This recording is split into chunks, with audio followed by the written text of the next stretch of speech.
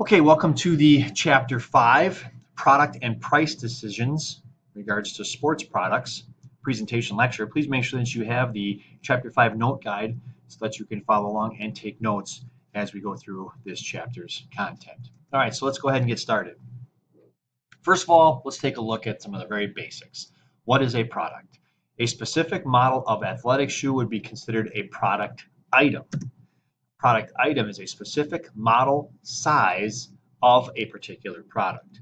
We're going to get into a little bit more as to how a product and as well as price fit into this, but this is just getting us started on the very basic.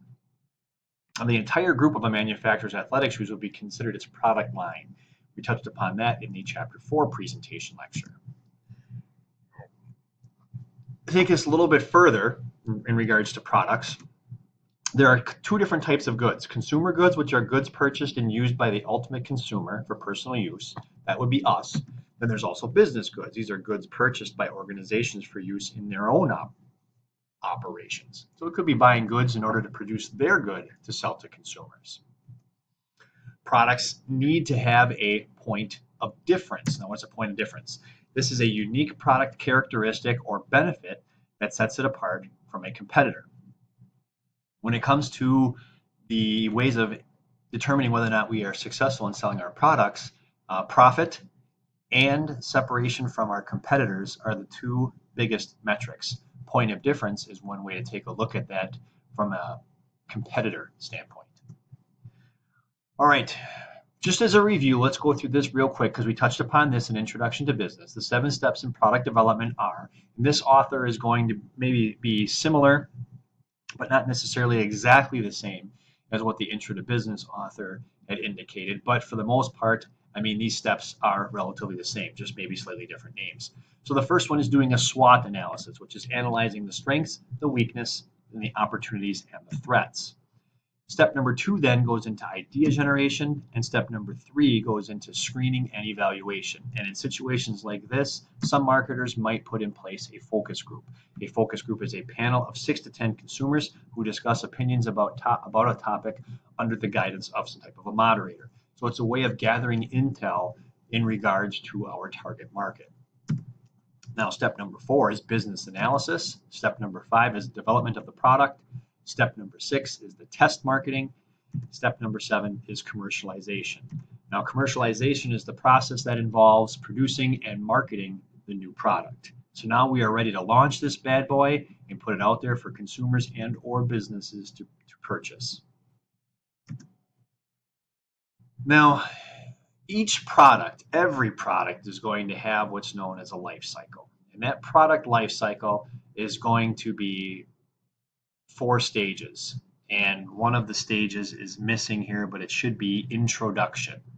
So we have the introduction here, then we go into the growth stage, then to maturity, and then to decline. No matter what the product is, it's going to go through this life cycle. Now, the purpose of marketing is to try and keep it out of the decline phase and keep it into growth and or maturity.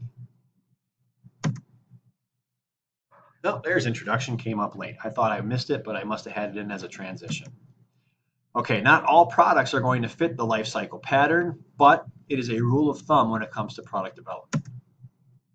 All right, 3 ways to manage the product life cycle. So let's say, for example, we have a product that is falling into that realm of going into the decline stage. What we might do is we might modify the product. We might change the marketing of the product. Or we might reposition the product. Now, repositioning is changing a product's image in relation to a competitor's image. So repositioning it is hopefully going to put a different type of a psychographical mindset to the product by the consumer that wasn't there before in an attempt to get that consumer to purchase the product again, or maybe purchase it before when it hadn't, or was purchased and the consumer was buying it from a competitor.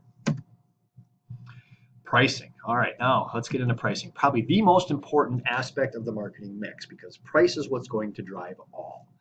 Price is important in business because it helps determine a company's profit or loss, one of those 2 big metrics in success of the sale of a product or success of a business or company.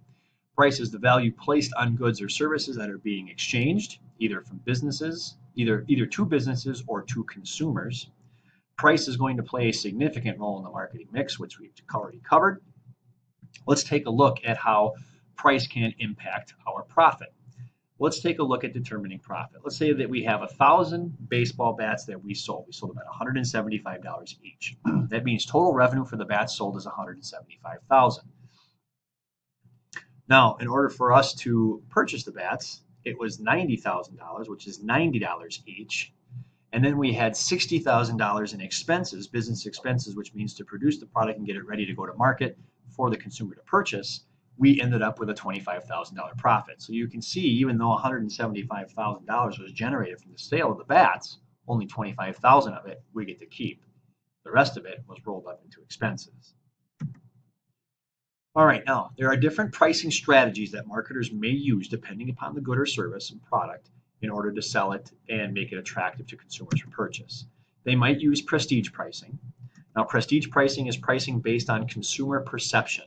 So if the consumer has a perception that it is a good product, the consumer will purchase it regardless. I shouldn't say regardless, but it will have less to do with the price and more to do with the name on the box. This goes along with branding. If you ever went to Walmart to purchase a bottle of ibuprofen, the generic is usually a couple dollars cheaper than Advil. Well, prestige pricing is being put in place there. It is marked up. It is more expensive because the consumer is buying it based off of a perception. There's odd-even pricing. This is pricing goods with either an odd number or an even number to match a product's image. So, for example, the price of a product might be $9.99.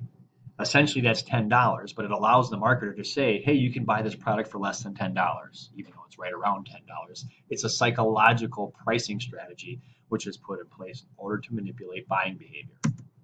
Then there's also target pricing. This is pricing goods according to what the customer is willing to pay. So if the customer is willing to pay $10 for a product, it does no good to sell it for $5. I mean, you're going to sell it, but if the consumer is willing to pay a lot more than that, then you are not taking full advantage of the product and how much you can be earning per product or earning per unit that is sold, either in the consumer or business markets. Now, other pricing considerations that need to come into play is demand.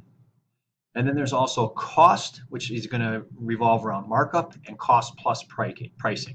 Markup is the difference between the retail or wholesale price and the cost of an item.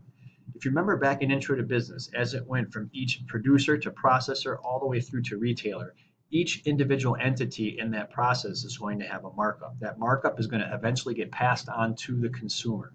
So in this case, we're just taking it and breaking it down into just the two parties of the wholesaler and the retailer. As it goes from the wholesaler to the retailer, there's a markup so that the wholesaler can make a profit, and then from the retailer to the consumer, there's another markup so that the retailer can make a profit. And then there's also cost plus pricing, which is pricing products by calculating all costs and expenses and adding a desired profit. So if we want to make 10% per unit sold, we will adjust our price based on that and how much it costed for us to make each individual product. Other things that might have an impact on the pricing of the product is the newness of the product. If it is in that growth stage, there's a lot more demand, a lot more excitement regarding the product, meaning that the price could be adjusted and be a little bit higher. And then there's also competition. We always revolve things around competition. Non-price competition is competition between businesses based on quality, service, and relationships. So who can satisfy the customer the best is probably going to get the most sales, therefore might have a little bit more of a driving force behind what price that product is going to be and set the market, so to speak. All right, so continuing with this, sometimes there might be objectives behind the pricing strategies, and some might be different than others. If there could be a pure profit objective, which means you want to make as much profit on each individual unit sold as possible. There could be a market share objective, and this is a competition-based objective, which means that the percentage of total sales of all companies that sell the same type of product. So if we were in the market to sell soft drinks, for example, Pepsi and Coke are the two main competitors in the soft drink market. Pepsi is trying to get more market share from Coke. Coke is trying to get more market share from Pepsi. So that might be an objective in the pricing of some of those products. Then there's also special pricing objectives and strategies, such as price lining. Price lining is selling all goods in the product line at specific price points. So taking your entire product line and then adjusting your price based off that. There's also bundle pricing, which I'm sure a lot of us have taken advantage of. Several items as a package or a set price. Here's candy bars at Quick Trip. You can get 2 of them for $3. That's bundle pricing. There's also loss leader pricing, pricing an item at cost or below cost to draw customers into the store. Loss leader pricing might be a pricing strategy used in order to accomplish that market share objective. And then there's also yield management pricing, pricing items at different prices to maximize revenue when limited capacity is involved. So you might be willing to sell less units at a higher yield in order to make that profit. Thus, by doing so, you are now implementing a yield management pricing strategy. And then there's also finally tiered pricing. So all kinds of ways to price products and all types of strategies and objectives to keep in mind when pricing those products. All right, price adjustments and regulations. Manufacturers will offer discounts in different situations. You might get a discount if you buy in large quantities. If you buy prior to the buying season, allowances are reductions taken from the quoted price. One type of allowance is a trade-in. This happens with automobiles a lot. Trading in, you might get a discount based off of what you're giving the dealership in return for your purchase. Now, when it comes to price adjustments and regulations, the Sherman Antitrust Act is going to prohibit a violation of pricing known as price fixing. Predatory pricing is also another term that is used in this scenario. Price fixing is an illegal practice whereby competitors conspire to set the same price and drive the market. This happened in Wisconsin about 18 years ago in the early 2000s with the fuel, with gasoline. Different gasoline companies were conspiring to drive the price up. Thus, we had no other choices, no other competitive choices to pick from. Therefore, we had to pay the prices that they set. It is illegal to do that type of a pricing strategy. Now, price discrimination was originally prohibited by the Clayton Act and then later by the Robinson-Patman Act. So there is legislation in place to protect consumers from unfair pricing. And that concludes the presentation lecture for Chapter 5. Please make sure that you revisit any of the slides as need be in order to get all of the notes. And I will see you next time we meet in class.